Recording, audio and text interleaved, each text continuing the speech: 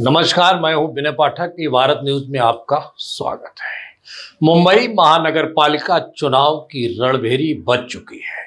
शहर की गली नुक्कड़ और शहर की हर गली नुक्कड़ पर चुनावी गूंज रही है। कार्यालय खुल चुके हैं, समय कम है। हर राजनीतिक दल अपने प्रत्याशियों को जिताने का दम भर रहा है। प्रचार जोर शोर से चल रहा है। मनपा चुनाव में धारावी के वार्ड 184 का मैदान गर्म है। उत्तर भारतीय विकास सेना ने अपना झंडा फहराने के लिए एडवोकेट प्राची संतोष शर्मा को उतारा है। प्राची संतोष शर्मा एडवोकेट जो जनता की सच्ची आवाज बनने को तैयार है। प्राची शर्मा ने खुला सवाल किया, एक पार्टी के प्रत्याशी को लेकर जब प्रत्याशी का चेहरा ही जनता ने नहीं देखा तो कैसे चुनेंगी? कैसे उठाएंगी सदन में हमारी आवाज? कैसे सुनेंगी हमारी समस्याएं? प्राची का कहना है, लोकतंत्र को मजाक नहीं बनाना चाहिए। जो प्रत्याशी हो वो जनता के बीच जाकर घर घर पहुंचे, निकाल कर लाएं अपनी पहचान।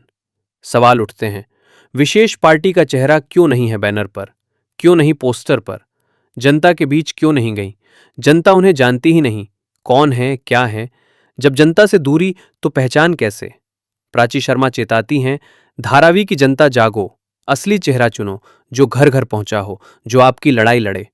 उनका कहना है, ये चुनाव सिर्फ वोट का नहीं, क्रांति का है। प्राची संतोष शर्मा के साथ धारावी बदलेगा। हम धारावी के साथ सौदा कर चुके लोगों का चेहरा बेनकाब करेंगे और धारावी की जनता के साथ खड़े रहकर संघर्ष करेंगे। मुंबई की सरजमी पर एक मनपा चुनाव में उत्तर भारतीय विकास सेना ने कदम ताल की है और उत्तर भारतीय विकास सेना के पंडित सुनील शुक्ला ने धारावी विधानसभा में 3 प्रत्याशियों को चुनाव मैदान में उतारा है। सुनील शुक्ला उत्तर भारतीयों की लड़ाई हमेशा लड़ते रहे हैं और उनका संकल्प भी है कि वो उत्तर भारतीयों के हितों के लिए संघर्ष करते रहेंगे। अच्छी बात है, लेकिन इस दौरान उन्होंने जो प्रत्याशी धारावी वार्ड 184 में उतारा है वो वास्तव में शिक्षित है, पढ़ा लिखा है, युवा है और उसका नाम है प्राची संतोष शर्मा। जो संतोष शर्मा की बेटी है, जो भारतीय जनता पार्टी के सक्रिय कार्यकर्ता थे, लेकिन भारतीय जनता पार्टी ने प्राची को किसी तरह टिकट नहीं दिया।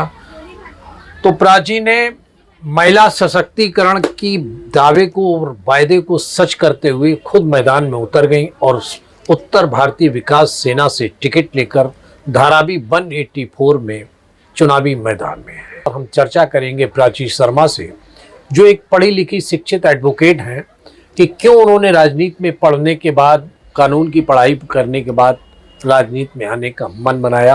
प्राची जी, सबसे पहले इबारत स्वागत। प्राची, कैसा लगता है राजनीति में एक शिक्षित पढ़ी लिखी लड़की जो BA, LLB और इतना पढ़ लिख के समाज की वकालत कानून से भी सेवा कर सकती थी, लेकिन क्या जरूरत पड़ी प्राची को राजनीति में आने की? कैसा लगता है?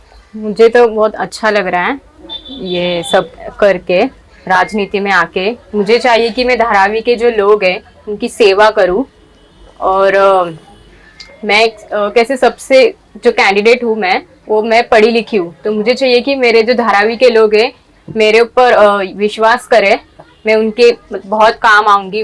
धारावी के जो DRP का मुद्दा है उनके लिए भी मैं खड़ी रहूंगी। अगर घर उनको यहाँ पे नहीं मिला तो मैं एडवोकेट हूँ, मैं खुद से लड़ सकती हूँ। आपने धारावी की बहुत बड़ी बात और समस्या को लेकर बहुत बड़ी बात कही कि DRP के मुद्दे को लेकर वो धारावी के लोगों के साथ खड़ी रहेंगी।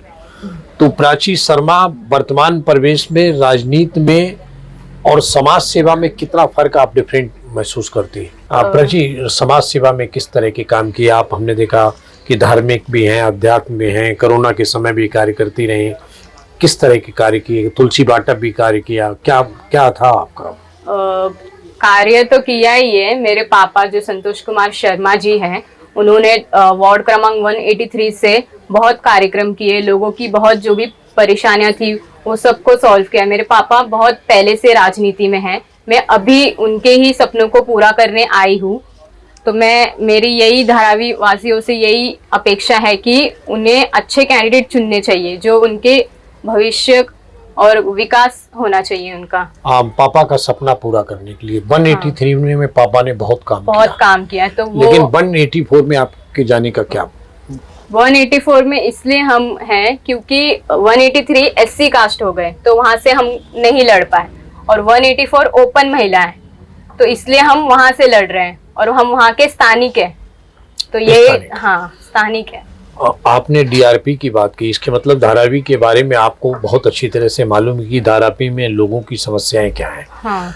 आप वार्ड में जाते हैं, लोगों के बीच जाते हैं, किस तरह की समस्याएं लोग बताते हैं, और आप मिलते हैं तो कैसा लोग आपको आशीर्वाद, प्यार, क्या विश्वास दिलाते हैं आपको? भी तो बहुत प्यार मिल रहा है, क्योंकि मैं यंग कैंडिडेट हूँ, यूथ हूँ, भविष्य के लिए जो लोगों के लिए जो उनकी बात सुने, तो अभी लोगों से तो बहुत प्यार मिल रहा है। उनकी समस्या यही सब है कि उनको अच्छी धारावी अच्छी करनी है, जो ये सब कचरा वचरा सब यहाँ का पड़ा हुआ होता है वो साफ सुथरा रहे, पानी अच्छे से आए, गटर रोड ये सब अच्छे से साफ सुथरा अच्छे से मिले, जो सड़कें हैं वो अच्छी हो, खड्डा वगैरह ना हो।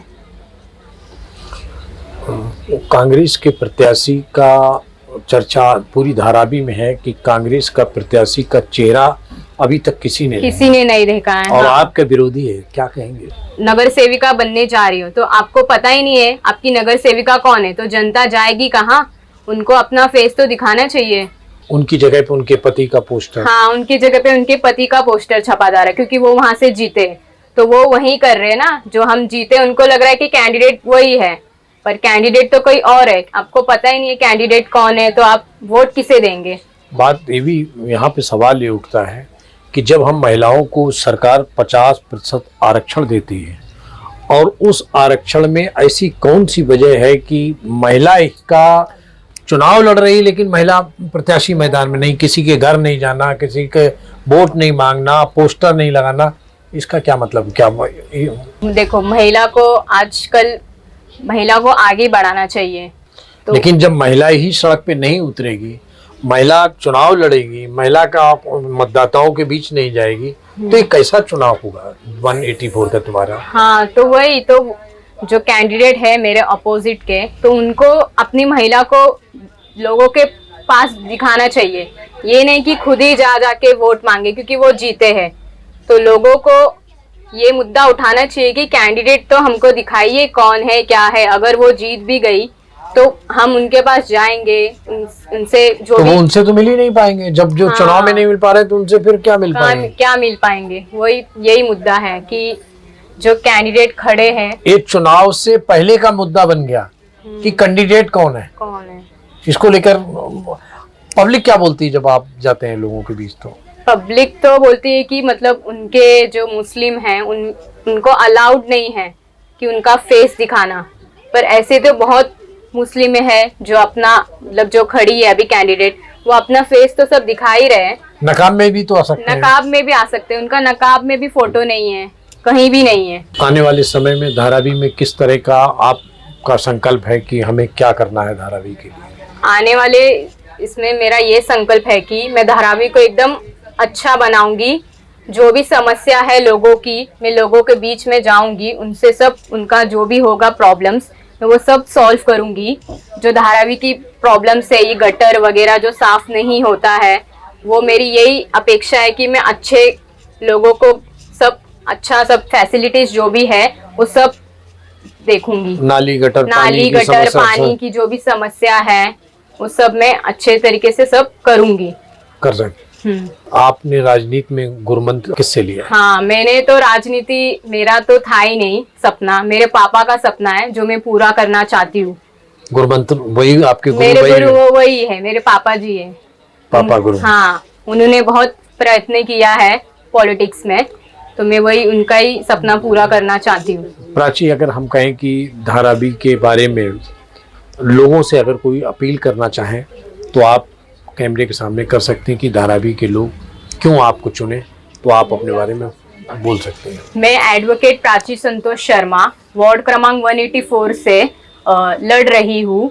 तो मेरा यही तुमसे आशा है पूरे धारावी वालों से कि तुम अच्छी कैंडिडेट चुनो। आपकी मैं बेटी की तरह हूँ और यंग हूँ, तो मेरी यही अपेक्षा है कि आप 15 जनवरी को ऑटो रिक्शा 9 नंबर पे मेरा चिन्ह है, वो दबा के मुझे विजय करे।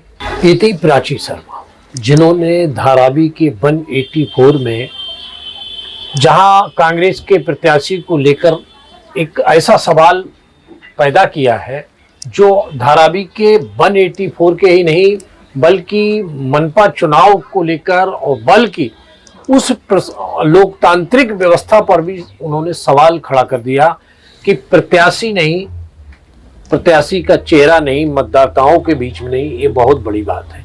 फिलहाल प्राची एडवोकेट कानून की पढ़ाई भी कर रही हैं। धारावी के लिए उनके दिल में सपना भी है कि धारावी के लोग कैसे रहें, क्योंकि धारावी में रहती हैं। धारावी, वो कहते हैं ना कि जिसके पैर न पड़े विवाही भूखा जाने पीर पराई। तो प्राची शर्मा के दिल में धारावी के लोगों के लिए दर्द धड़कता है और युवा है। वर्तमान परिवेश में जहां देश के प्रधानमंत्री यशस्वी श्री नरेंद्र मोदी कहते हैं युवाओं को राजनीति में आना चाहिए और वो भी शिक्षित, तो जब प्राची शर्मा जैसी युवा शिक्षित पढ़ी लिखी लड़कियां अगर राजनीति में प्रवेश करती हैं तो मतदाताओं को इस बारे में मंथन करना चाहिए, विचार करना चाहिए। और हम उम्मीद करते हैं कि जब ऐसे व्यक्तित्व जब राजनीति में आते हैं तो उनको आगे बढ़ाने का काम हमारा और आपका होना चाहिए। इन्हीं शब्दों के साथ नमस्कार, धन्यवाद। बहरहाल चुनावी समर में प्रत्याशियों के दावे कितने सटीक उतरेंगे इस समय बताएगा। अभी वे हवा का रुख अपनी ओर मोड़ने में जुटे हैं। अभी तक की खबरें यहीं पर करते हैं समाप्त। विनय पाठक को दीजिए इजाजत। हम फिर मिलेंगे नई खबरों के साथ। नमस्कार।